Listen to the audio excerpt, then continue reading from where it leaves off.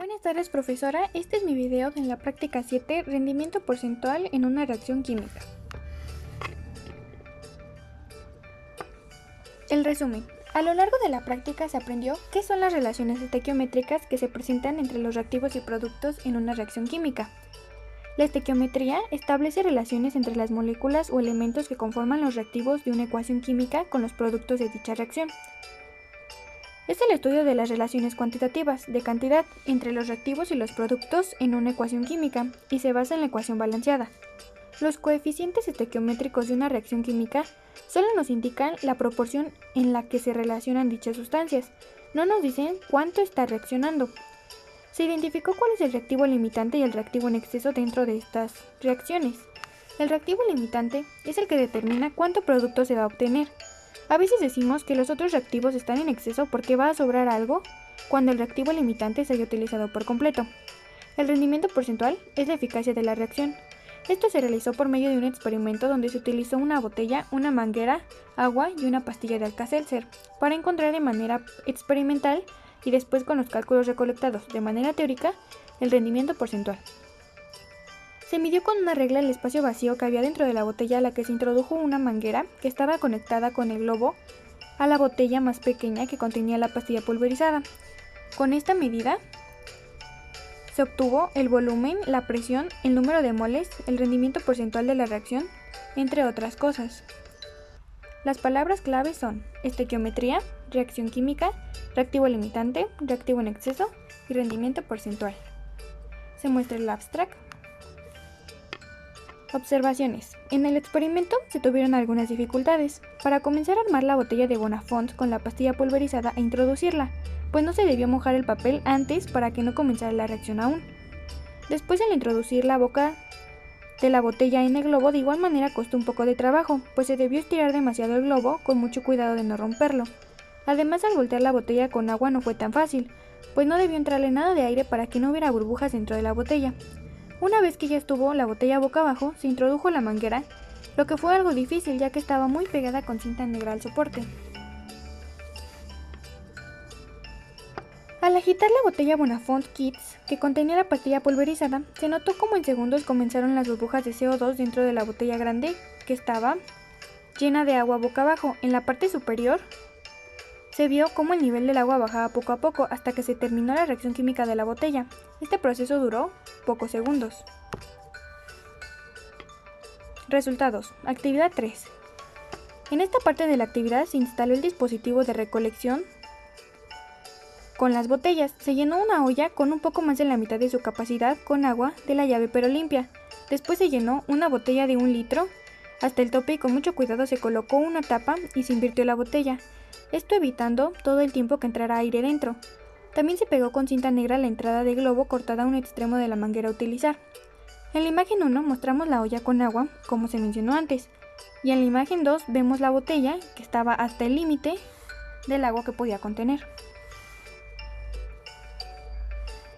En la actividad 4 consistió en la instalación de la botella donde se haría la reacción. Se pulverizó una pastilla de Alka-Seltzer, la cual después se colocó en una servilleta y se amarró con un hilo, formando un cigarro, el cual después se introdujo a la botella que contenía aproximadamente 60 mililitros de agua sin que tocara las paredes de la botella y se cerró. Después se unió con cinta negra a la tapa de esta botella con un globo que estaba pegado a la entrada de la manguera por donde pasó el CO2 de la reacción. En la imagen 3 podemos ver la botella de Bonafont Kids que contenía la pastilla pulverizada. Y en la imagen 4 podemos ver el sistema completo. Los resultados de la actividad 5. Se realizó la reacción química al hacer que el cigarro entrara en contacto con el agua dentro de la botella pequeña. Esto provocó efervescencia y el CO2 de esta reacción pasó por la manguera hasta llegar a la otra botella. Así el nivel del agua fue bajando, pues ya había gas. Este proceso duró unos cuantos segundos, pues después, aunque se seguía agitando la botella, esto ya no produjo más CO2. Al terminar esta reacción, se tomaron las medidas del nivel del agua en la botella. En la imagen 5 podemos ver la reacción química. Y en la imagen 6 podemos ver cómo comenzaba a bajar el nivel del agua. En la imagen 7 podemos ver cómo el gas aumentaba un poco más. En la imagen 8 el gas se había detenido. En la imagen 9 vimos cómo quedó el sistema al final del experimento. Notamos claramente que la botella ya no está hasta el tope de agua, sino que disminuyó.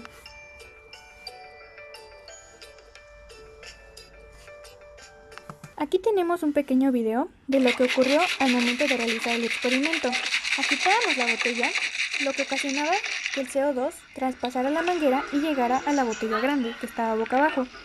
Notamos cómo se generan burbujas, lo que hizo que dentro de la botella en la parte superior se quedara el CO2 y el nivel del agua bajara.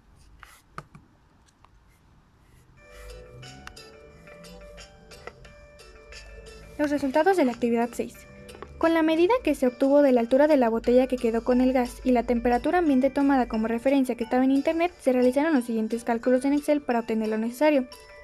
En esta imagen número 10 se muestra la temperatura que fue tomada el 12 de noviembre a las 10 de la mañana. Internet marcaba 20 grados de temperatura, con lo que se trabajó. Se realizaron los cálculos en Excel.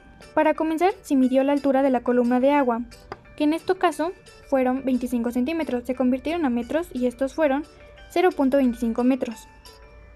La temperatura, como ya se mencionó antes, fueron 20 grados Celsius, lo que se convirtió a Kelvin y fueron 293.5 Kelvin.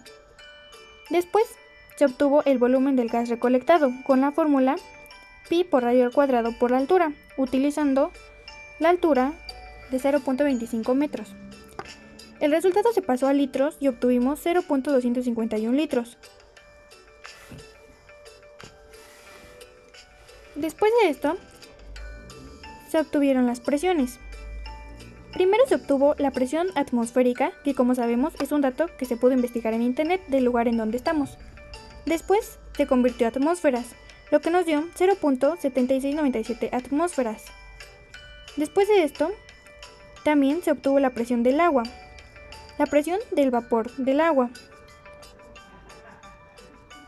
en pascales, tomando como referencia la tabla que aparece del lado derecho, tomando el valor de 20 grados, que era la temperatura a la que nos encontrábamos. Ese valor se pasó a atmósferas de igual manera.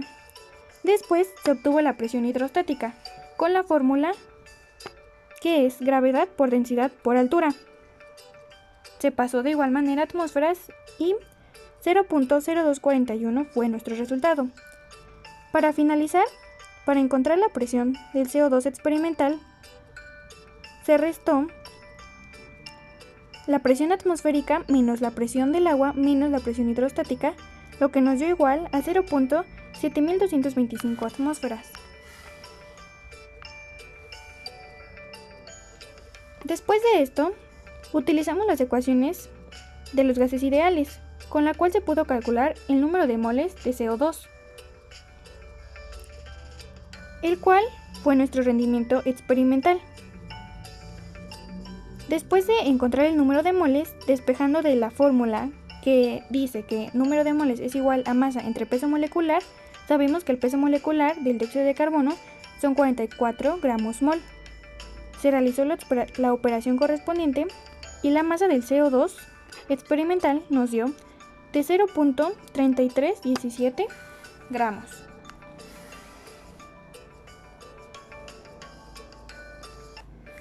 Después de esto,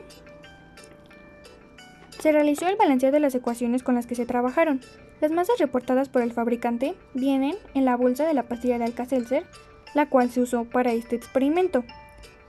Utilizando la fórmula dicha anteriormente de número de moles igual a masa sobre peso molecular, se obtuvo así el valor de cada uno de estos elementos en la tabla, que ya se muestra. Los marcados en morados son la masa teórica del dióxido de carbono que se obtuvo. Podemos ver que la masa del bicarbonato de sodio fue de 1.4627 gramos y el número de moles del bicarbonato de sodio fue de 0.0174 moles, que fue la masa del bicarbonato utilizada en ambas reacciones. De igual manera podemos ver el rendimiento teórico del CO2 producido. El número de moles fue de 0.174 moles y el número de la masa fue de 0.7662 gramos, el cual se obtuvo de sumar ambas casillas de color morado que se muestran en la tabla. De esto podemos decir que el reactivo limitante fue el CO2 y el reactivo en exceso fue el bicarbonato de sodio.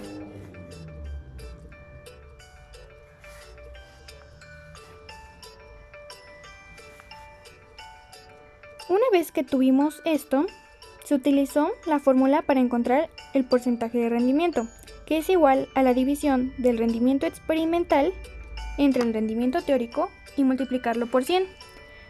Se obtuvo en moles y en gramos. Marcamos en verde los resultados en la parte superior del experimento del rendimiento teórico y en la parte inferior del rendimiento experimental. Se utilizó la fórmula en ese orden y los valores que obtuvimos fue del 43.1034%.